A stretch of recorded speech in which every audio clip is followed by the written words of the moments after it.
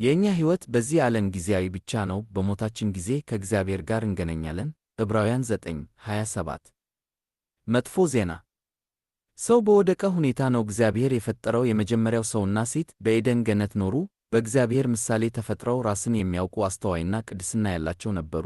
ዘፍጥረት 1:26። እግዚአብሔርን እስከማይታዘዙ ድረስ በጥሩ ግንኙነት ነበሩ። ነገር ግን ከተከለከለው ዛፍ በማብላት በዓለም ላይ እንቅስቃሴና ኃጢአት ገባ። ዘፍጥረት 3። ከዚያ በኋላ የተወለዱ ሁሉ ኃጢአትና ተሰባሰበ ባሕሪ ወረሱ። ሮሜ 5:12 ቃል እንዲህ ይላል፣ ሁሉም ኃጢአት ሠርተዋል፣ ከእግዚአብሔር ክብር ወደቁ። ሮሜ 3:23 የኃጢአት ዋጋ ሞት ነው። ሮሜ 6:23 ሁለተኛው ሞት በእሳት ሐይቅ ነው። ራእይ 20:14-15 ነፍሳችን አስፈጻሚ ነው። እኛም ራሳችንን ማዳን አንችልም። ስለዚህ ከእግዚአብሔር ፍትሕና ቅድስና ጋር ለመገናኘት አንድ አዳኝ አስፈላጊ ነው። ዕብራውያን 10:1-5 የበጎ ዜና። በሰማይ በታቀደ አንድ ስምና አንድ መንገድ ብቻ ነው የሚያድን የሚያስተስረይና የሚያስታርቅ። እግዚአብሔር ሰዎች የሚያድኑበት አንድ ስም ብቻ ሰጥተዋል። ሐዋርያት 4:12 በኢየሱስ ስም ሁሉ ጉልበት ይናጽፋል፣ ሁሉም አንደበት እርሱ ጌታ መሆኑን ይናገራል። ፊልጵስዩስ 2:10-11 እርሱ መንገድ፣ እውነት፣ ሕይወት ነው። የእግዚአብሔር ልጅ እንደ ሰው ተገለጠ፣ በመስቀል ሞቶ እንደገና ተነስቶ እርሱ የተሰጠው አካልና የተፈጸመው ደም አንድ ጊዜ ለሁሉ መሥዋዕት ሆነ። እኛ በእግዚአብሔር ጸጋ በኢየሱስ ክርስቶስ እምነት እንድንድን ተሰጥቶናል። ከሐሰት እምነትና ኃጢአት መንገድ ተመልሰው እግዚአብሔርን በኢየሱስ ክርስቶስ በመቀበል እምነት አሳይ በወንጌሉ ጸጋ ፈጽሞ ታመኑ። ይህም የእግዚአብሔር የማዳን ሥራ ነው፣ በልጁ በመስጠት በሰው መሆን፣ በመስቀል ሞት፣ በትንሣኤ። በቅንነት ጸልዩ። አባታችን በሰማይ አንዱን የተወለደውን ልጅህ ኢየሱስ ክርስቶስን እንደ ጌታዬና አዳኝ ይቀበላሉ። ጌታ ኢየሱስ የድነት ወንጌልህን እመኛለሁ። በመንፈስ ቅዱስ ኃይል በሕይወቴ ንግሥ አድርገኝና ቀይረኝ።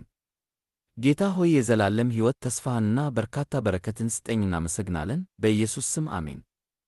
እውነተኛ እምነት የድነት ሙሉ ማረጋገጫ ይሰጣል። እግዚአብሔር በኢየሱስ እምነት የዘላለም ሕይወትን ተስፋ ሰጥቶአል። 1 ዮሐንስ 5:9-13 እኛም የሁለተኛውን ሞት ፍርድ አንገናኝም፣ ከሞት ወደ ሕይወት አልፈናል። ዮሐንስ 5:23-24 አካላችን ቢሞትም እግዚአብሔር እንደገና ያስነሣዋል፣ የሚያምን ሁሉ ለዘላለም አይሞትም። ዮሐንስ 10:25-26 ማንም ከእግዚአብሔር ኃይለኛ እጅ ሊወስደን አይችልም።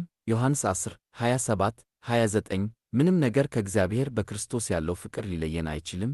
ሮሜ 8:35-39 የእግዚአብሔር መንፈስ እስከ ጌታችን ኢየሱስ ክርስቶስ መመለስ ድረስ በእኛ ውስጥ ይኖራልና ይቆያል። ኤፌሶን 1:13-14 የእግዚአብሔር ፍላጎት ለአንተ እንደ ልጁና ክርስቲያን በውሃ በመጥለቅ በአብ በወልድ በመንፈስ ቅዱስ ስም ተጠመቅ። ማቴዎስ 28:19 በጸጋና በጌታችን ኢየሱስ ክርስቶስ ዕውቀት እድገት አድርግ፣ በእርሱ ውስጥ ቆይ፣ ቃሉንም አኑር። ይህ እምነትና የእግዚአብሔር ፍቅር ምልክት ነው። ዮሐንስ 15:5-7-10 ጸልይ። ማቴዎስ 6:6-7 ከመጽሐፍ ቅዱስ ተማር። ማቴዎስ 11:28-30 ዮሐንስ 17:17 ከእውነትና መንፈስ የሚያመልኩ ክርስቲያኖች ጋር ተባበር። ዮሐንስ 4:23-24